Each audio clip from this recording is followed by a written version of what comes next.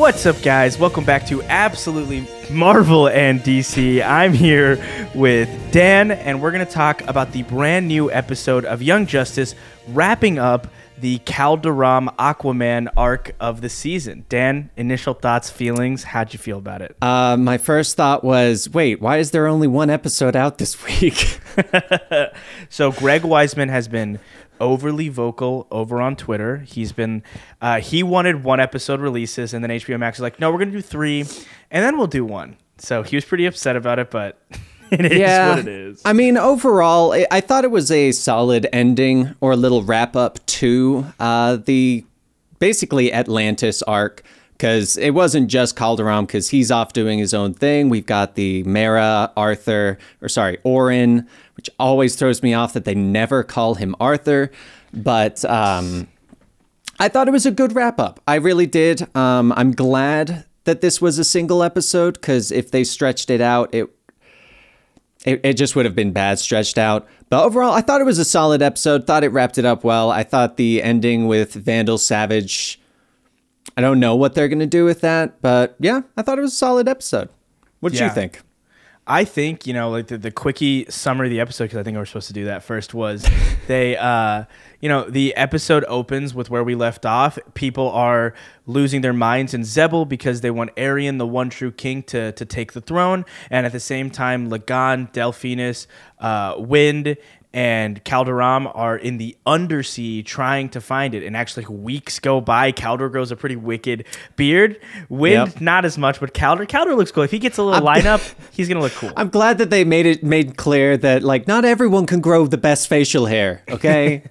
They did. And yeah, so they're in this undersea pocket for weeks at this point. You're seeing some hesitancy on Lagan because Lagan's baby is actively, like, being born at this moment. And but then he tightens up, because we've seen Lagan throughout the show being this immature little piece of trash, and now he's like a fully formed character, and I'm a big fan of him. And he's also voiced by the amazing Yuri Lowenthal, who Spider-Man PS4, Ben 10, Sasuke Uchiha, and Naruto, one of the most incredible VAs that has ever existed. So Lagan has a great energy to him this episode. But we go to the undersea, we find the hidden or the destroyed ruins of the original Atlantis, and there's a skeleton right there by what we later find is the crown of Orion. I think that skeleton Arian. I think that skeleton is Arian, actually. I think it is. Yeah.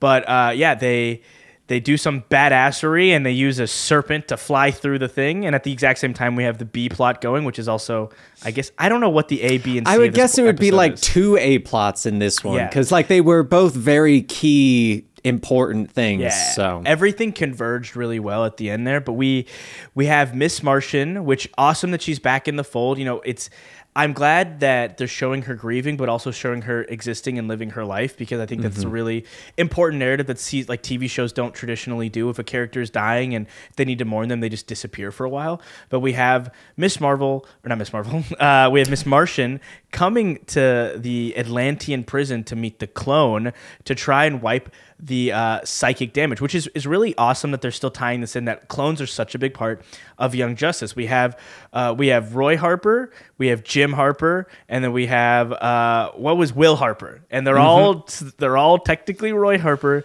and you know, Superboy's a clone, and now this Ocean Master clone. So really interesting arc, gets the wheel spinning on that. We get to look into his mind and see what his first memories are, and we see Vandal Savage plotting and planning. And the big reveal of the episode, Arian is another clone of Ocean Master. They cloned Arian's body and they put Ocean Master's subconscious in it. Genius. So it has like the power of that Arian would, but with the mind of Ocean Master, and he's easily manipulated into this. And this galvanizes our Ocean Master to be like, maybe I don't need to be a bad guy, because simply they murdered me once and it's not a good game plan. So that happens.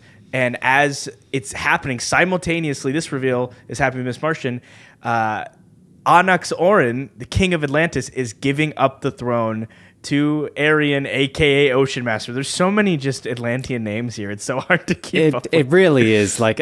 Very few of them actually are correlating to the ones you think of immediately. Right, yeah. But he gets crowned king. Everybody is cheering. And at the same time, Calderon is returning with the crown. And if you guys remember from the previous episode, the crown is powered by the Lords of Order.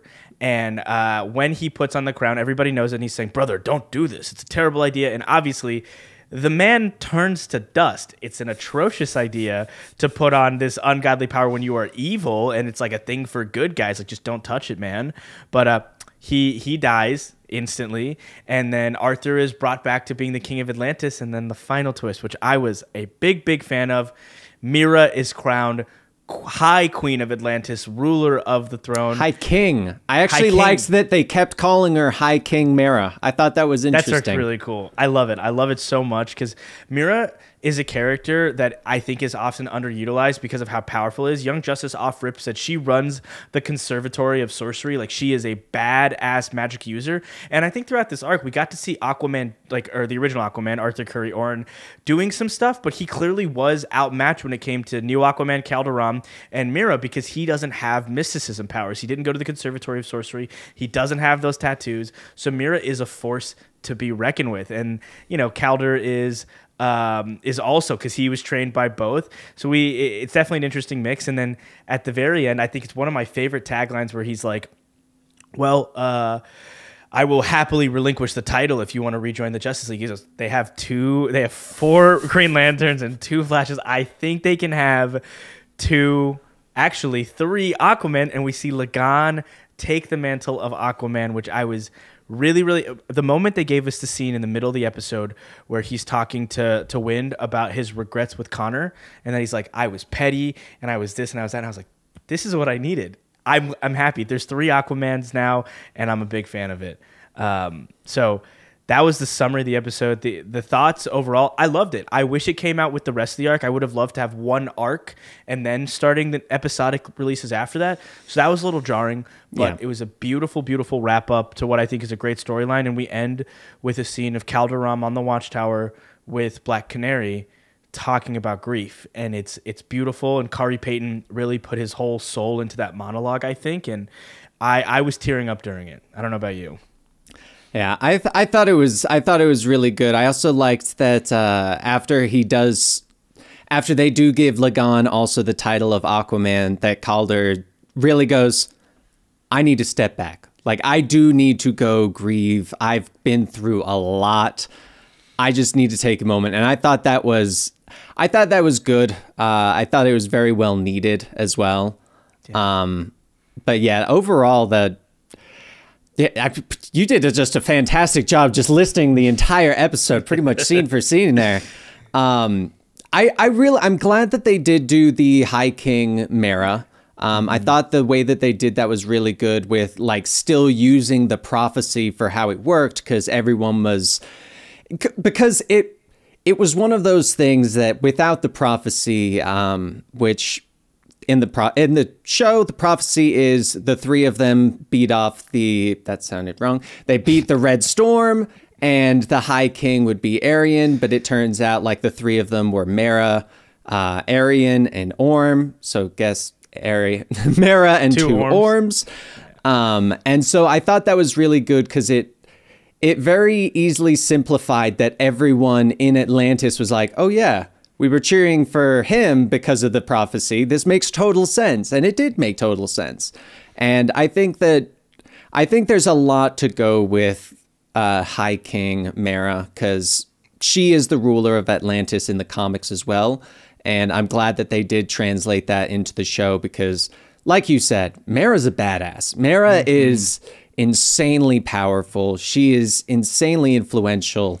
And she does clear up a lot of Atlantean politics, being from both Zebel and like of Atlantis and all of that. So I'm really glad that they did that. Like you said, the post-credit scene or the credit scene where he gives the speech, I always like those. They're always really solid speeches, and you can tell that it's one of those ones where the voice actor just really gets to this is a performance in speech alone. And it really is moving. I didn't tear up, but it was emotional, and it was one of those ones where it was like, damn, that does hit you in the feels. Like that one does hit you. And does. I mean, you look at Calder's history over the length of the show, and oh my God, he has lost so much. I didn't even really go into thinking about the team lost Jason. Jason was a part of the team. That was probably the first real. Oh no, I think he said Tula, then Jason, then Wally, then Connor.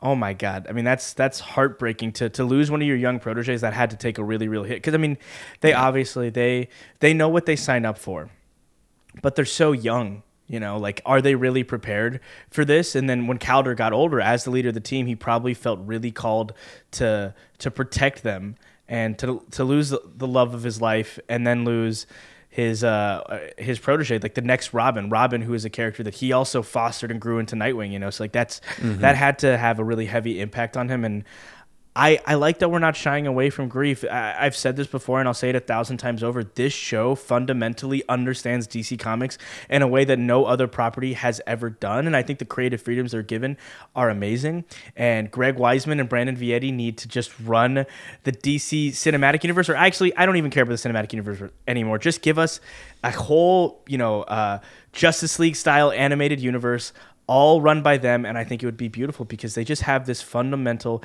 innate love and passion for these characters. And yeah, I want more, guys. I really want Young Justice to come back.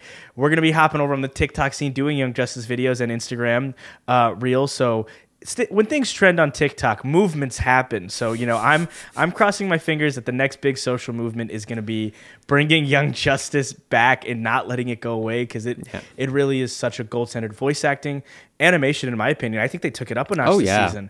The fight scenes excluding the Martian. I think we can all agree the Martian first arc scene had a little bit lazy animation with the fact that they would just stand there and talk telepathically and nothing changed.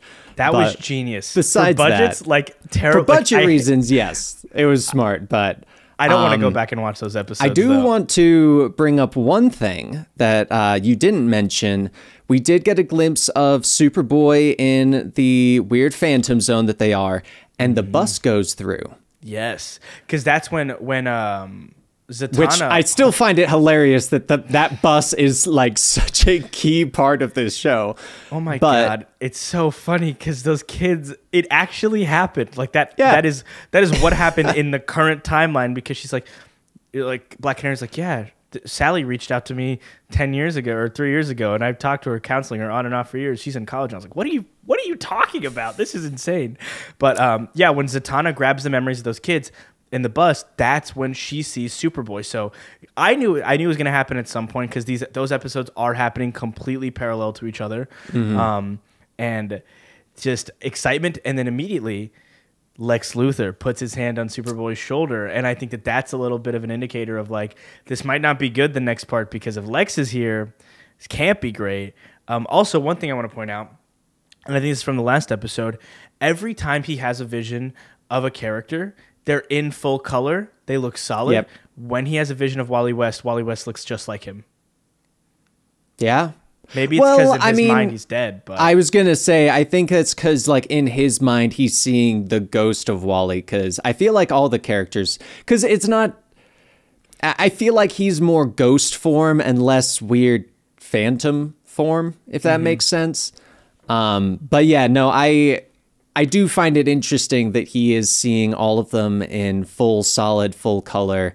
And I just think I like that they didn't focus too much on him this time. I think that would have diluted the episode, but I'm glad that they did still go, that is still a thing. Don't forget about it. We're probably going to go into it more later. I cannot stress how much better this show is on a binge. Like, oh yeah. I love episodic releases, and I think they functioned way better when it was on Cartoon Network. Like seasons 1 and 2, I think they're fine weekly releases, but seasons 3 and specifically 4 are so arc-driven. Give us an entire arc every time. And they could be 3 weeks in between. Like, you don't have to show me anything, but then drop the entire Aquaman arc and then drop the entire Nightwing arc. Let me experience it like a movie, and I would enjoy that 10 times more. I think the next person we're going to go into is Rocket. I think. Oh, really? Dang it. I want it to be Nightwing. I want it to be too, and I don't know if that's right or not, but I do know that, like, if you want to close out on a high note, you do need to close out with our boy Richard Grayson, the one and only, my favorite character that's ever been in comics.